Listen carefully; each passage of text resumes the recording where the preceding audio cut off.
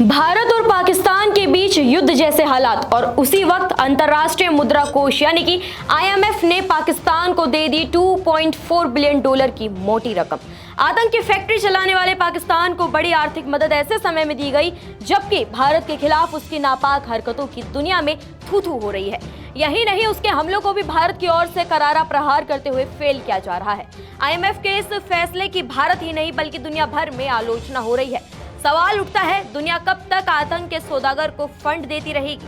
एक और पाकिस्तान की सरहद पार नापाक हरकतें, वहीं दूसरी ओर आईएमएफ की उदारता।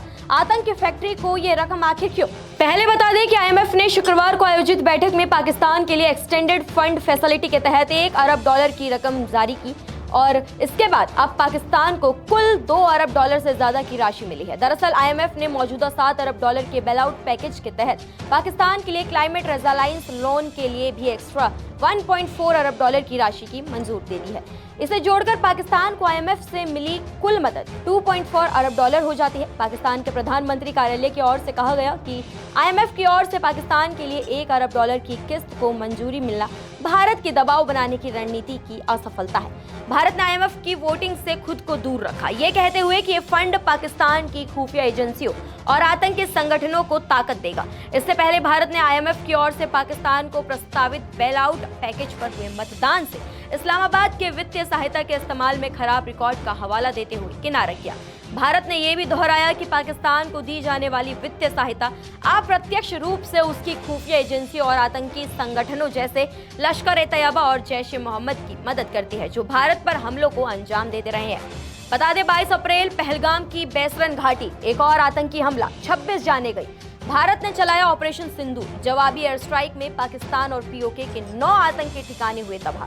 लेकिन हैरानी की बात तो यह है कि ठीक इसके बाद आईएमएफ ने पाकिस्तान को दे दी $1 अरब की तुरंत मदद। क्या ये फंडिंग पाकिस्तान की नापाक हरकतों को इनाम देने जैसा नहीं है? भारत के विरोध के बावजूद आईएमएफ के पाकिस्तान को मदद देने के फैसले पर न केवल भारत बल्कि विदेशों से भी तीखी प्रतिक्रियाएं मिल रही है। चुनावी विश्लेषक यशवंत देशमुख ने आईएमएफ को लेकर यहां तक कहा है कि आईएमएफ के हाथ खून से रंगे हैं।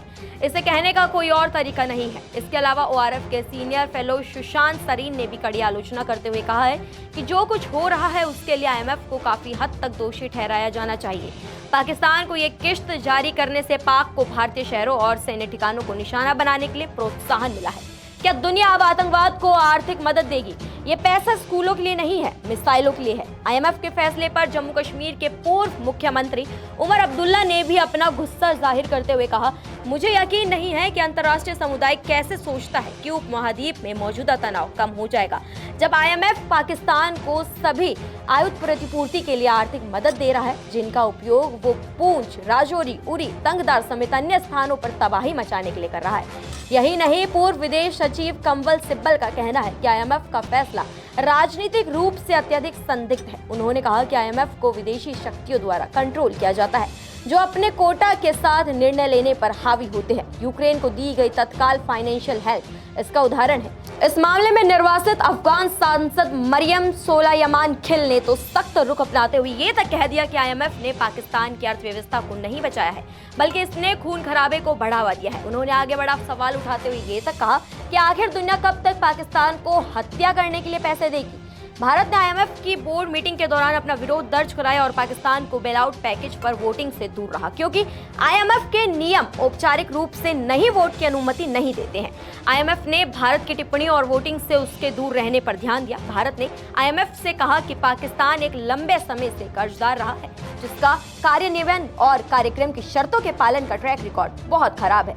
आईएमएफ ने कहा कि 1989 से पिछले 35 वर्षों में 28 वर्षों के लिए आईएमएफ ने पाकिस्तान को धन वितरित किया है, जिसमें पिछले 5 वर्षों में बिना किसी महत्वपूर्ण सुधार के 4 कार्यक्रम शामिल हुए हैं। भारत ने ये भी रेखांकित किया कि यदि ये कार्यक्रम सफल होते तो पाकिस्तान एक और बेल आउट पैकेज के लिए संपर्क नहीं करता। साथ ही कहा कि पाकिस्तानी सेना का गहरा हस्तक्षेप नीति निर्माण और सुधारों के लिए महत्वपूर्ण जोखिम पैदा करता है। भारतीय वित्त मंत्रालय के अनुसार भारत ने यह भी कहा है कि सीमा पार आतंकवाद को निरंतर प्रायोजित करने को पुरस्कृत करना वैश्विक समुदाय की एक खतरनाक संदेश देता है, वित्त पोषण एजेंसियों और दाताओं की प्रतिष्ठा को जोखिम में डालता है तथा वैश्विक मूल्यों का मजाक उड़ाता है। आईएमएफ ने दिया $2.4 billion, $1 billion extended fund facility और $1.4 बिलियन क्लाइमेट रेजिलियंस लोन। सवाल यह है क्या पाकिस्तान इस रकम से जलवायु बचाएगा या जंग छेड़ेगा।